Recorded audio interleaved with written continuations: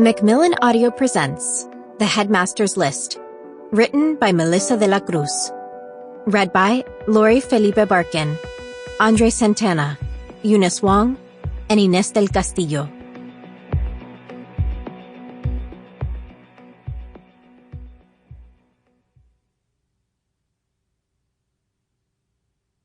In the end, one of them was dead. One was in jail, one was in rehab, and only one graduated. 18 headstrong and stubborn, 17 and headed to play soccer for Michigan, 16 and just got their driver's license, 15 and just along for the ride. One of them was driving, one of them was high, one of them screamed, one of them died. 1. Spencer couldn't take her eyes away from the officer's pen as it hovered over his report, patiently waiting. The cap of the pen had been chewed like a dog toy. Her head throbbed, pain all over. She blinked, realizing he'd asked her a question. "What?" Spencer's mother squeezed her hand and said, "Can we do this some other time?" "I understand that, Dr. Sandoval. I truly do. However, a child died. We take these things very seriously." Spencer's gaze landed on his badge. Officer Patentis. No, Detective Patentis. He'd introduced himself earlier. Her brain was hazy around the edges, like a cloud. How much time had passed? A second? An hour? The drip of the IV was cool in her arm.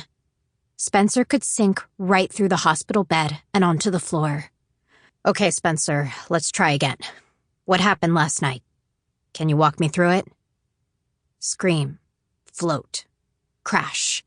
An eternity in the blink of an eye. Who screamed? Did she? "There was an accident," she said, and swallowed, her throat dry. Her teeth felt too big for her mouth, or maybe it was the other way around. He wrote as she spoke.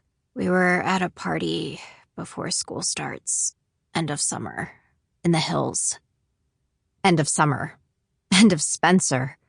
Her heart pounded. Why was it so hard to breathe?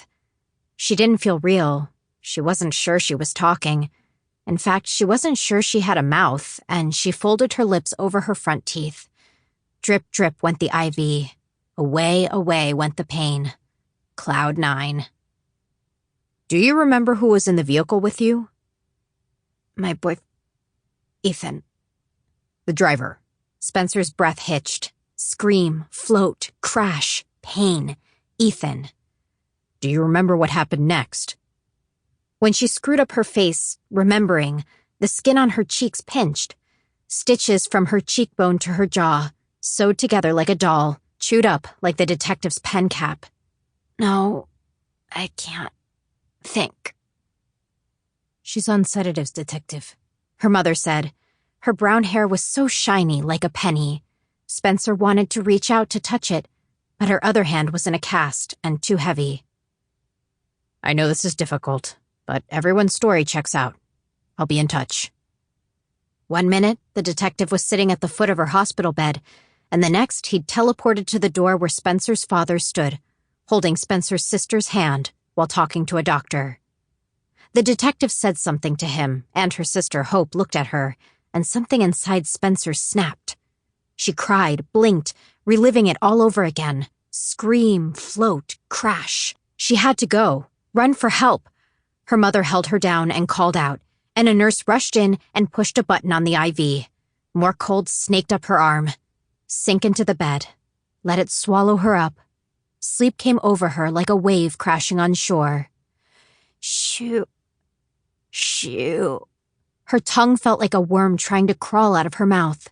"He's going, sweetie. He's leaving," her mother said, squeezing her hand. Her lids were almost closed, going bye-bye. Scream, float, crash.